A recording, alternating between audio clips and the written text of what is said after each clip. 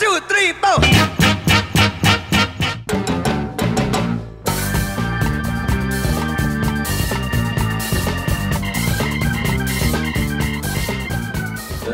Actually, that's a good question, and I feel actually at first like how Floorriderz started, it was just basically a bunch of friends who practiced together, and we wanted to represent the city, Manchester. At the time, there was no crew, and I was only dancing for 2 years, so I thought, okay, this is good. I want to be part of something. So when we first joined Floorriderz together, there was we didn't really talk about mentality or mindset.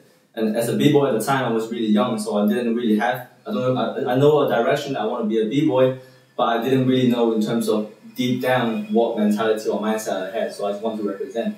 And then after 2 or 3 years, I got down with Floorgangz, and then I realized that's a crew that I always look up to, and they're always based on like strong foundation. They like the vibe of each other.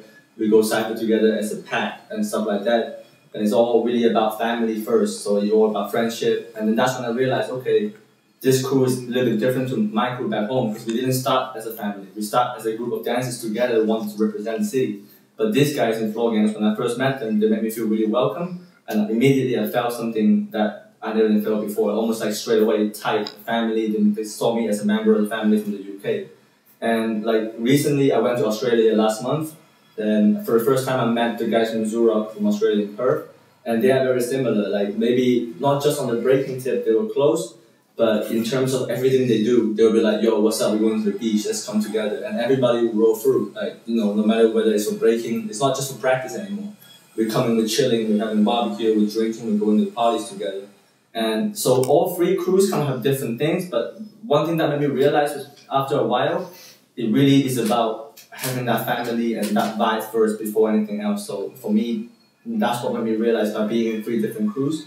Eventually, it made me come to the conclusion that, you know what, breaking should be about family first, should be about friendship first. And with everything else comes, after you have that family feeling, everything else just comes easy. You go to a jam, you'll be able to vibe easily with everybody because you have that connection with that guy or that crew. And when you rap, you feel like they have your back.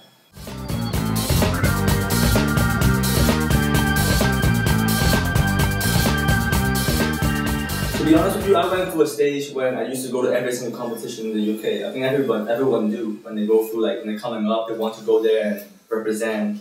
Like at the time, I didn't know. I thought the only way to make a name is by going to a competition and kill it, or maybe you win against a big name, or you win a competition and people were like, oh, JustRoc won this jam. Like his name is getting up and up. But over the last 2 or 3 years, I've been to jams and I've noticed that there's a lot of b-boys who come. And they would kill it in a cypher, like Flomo, for example, one of the biggest inspirations for cyphering. Like they would come in the jam, whether they enter a competition or not, they would still kill it in the cypher. And then people like Pepito, who not a lot of people know about, from $7, he's the same. He comes to a jam, he would kill the cypher, and the next minute you look around, where is he gone? He's gone, he's out. But people still talk about that guy. People still, oh, do you see that guy who just killed the cypher? What's his name? Where did he go? And I got attracted by that inspiration because it's like, you don't have to always kill the competition to be recognized.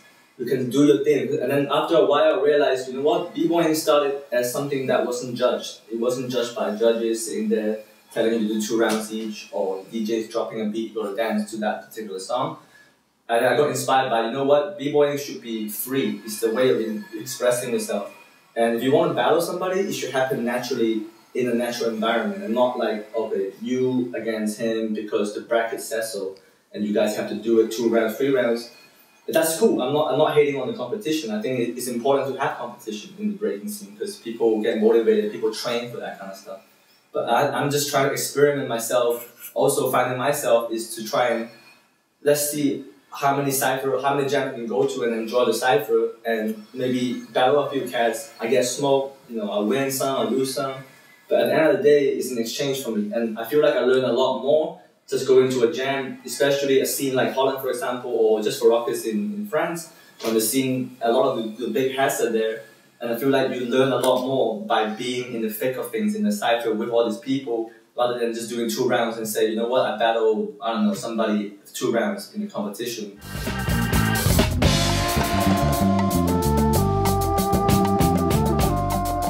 I think as a b-boy, or not just as a b-boy, as someone who enjoys the culture of hip-hop, traveling is probably the most important thing you can do.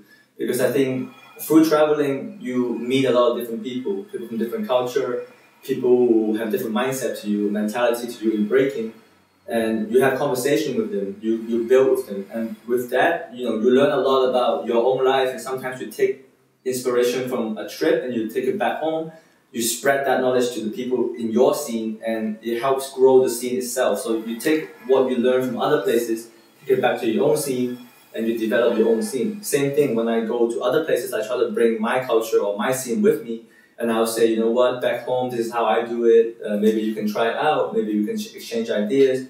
So I feel like by traveling, and more importantly, when you're traveling, you need to represent, you need people to see you. You don't just go to a jam and watch, or you don't just go to a jam and stay in the background of a cypher taking a video of a famous battle happening or whatever. You want to go to a jam and you want to get right in the thick of it. You want people to see, oh, this dude is from the UK. He's been going hard, he's battling everybody, who is he? And people start talking. And with breaking, a lot of it is subjective. So people will start talking, they give opinion, but whether it's good or bad opinion, people are noticing who you are.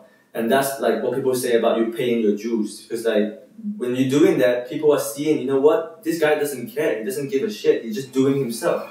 He might get roasted in a cypher, but at the same time, after this battle finished, the next time you turn around, he's battling some other dude in another cypher. Because you want to show people, you know what, I'm here, I pay all this money to go all the way to, I don't know, Asia, Australia, or whatever. I don't want to waste that opportunity. I'm here, I might not never be here again. That's how you should be like when you travel. You should be almost like, you know what, this could be my last chance in Holland or in France or whatever. I want to make the most of it.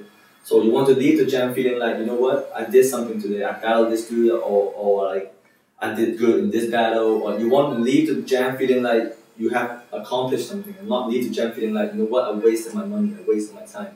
That's not a good attitude to have. You should always go to a jam feeling like, okay, I'm here to do something, I'm here to represent, and when you leave, you feel like, okay, I've done it, I feel like I represented today, and you go home happy. The trip back becomes, a happy trip, because you feel like, okay, I did something today, hopefully people recognize me, but if not, who cares? The next jam comes, you do the same thing again.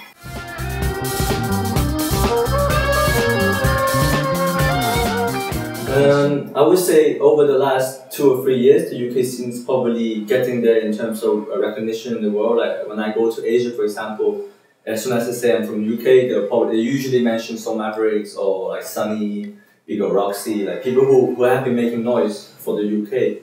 So I would say when I first started, I remember UK itself, people in the UK within us, we used to say how come we are so far behind from, I don't know, developing countries like Poland, who has kind of like only recently, like we say the five years or so, they start to explode. Holland also like start to become more and more like known around the world, and UK has always been seen as lagging behind them. But I would say recently, like definitely this year, on last year, I would say UK definitely been stepping up. Like Soul Mavericks been showing a lot of going to a lot of jams, and doing a lot of like stuff. They went to UK Champs Final, for example.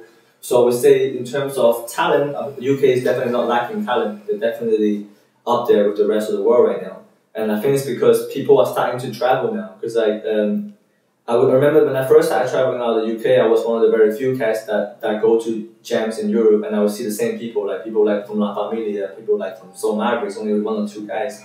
But now you get jams like in Poland. I know there was cats from Leeds or Bradford or whoever went to Poland. And there are other jams that maybe I don't go, but they are traveling now. So people are getting inspired, maybe because they realize, to get better, they have to travel. And when they do travel, sometimes they make noise, that they win the competition, they win against some big crews, people start to recognize them. So I think definitely over the last year or so, the scene in the UK has definitely been improving. And I can see that, slowly we're closing the gap on the rest of the world, and probably, who knows, UK might be one of the big power again.